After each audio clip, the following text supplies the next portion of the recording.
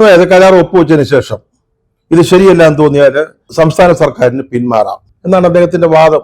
അത് ശരിയാണെങ്കിൽ ഇപ്പൊ ഗവൺമെന്റ് പറയുന്നത് നമുക്ക് അംഗീകരിക്കാം. ഇത് ഞങ്ങൾ 1400 കോടി രൂപ കിട്ടാൻ വേണ്ടി ഈ കരാർ ഒപ്പുവെച്ചു. രൂപ കിട്ടിക്കഴിഞ്ഞാൽ നമുക്ക് താല്പര്യമില്ല, നമുക്ക് ഇതിനോട് യോജിപ്പില്ല എന്ന് പറഞ്ഞാൽ പിന്മാറാം.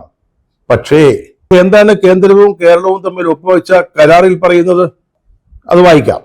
ഈ കരാറിൽ ഇങ്ങനെയാണ് പറയുന്നത്: department of education, ministry of education, government of India reserves the right to rescind, cancel, terminate the agreement in the interest of public by giving a notice of 30 days.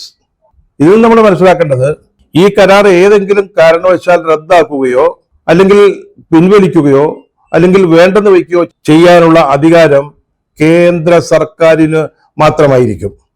അത് നടപ്പാക്കുന്നത് പൊതുജന താല്പര്യത്തിന് വിരുദ്ധമാണെന്ന് തോന്നിയാൽ അല്ലെങ്കിൽ അതിന് അനുസൃതമല്ല എന്ന് മനസ്സിലാക്കിയാൽ കേന്ദ്ര സർക്കാരിന് ഇത് റദ്ദാക്കാം, പിൻവലിക്കാം, വേണ്ടെന്ന് വയ്ക്കാം.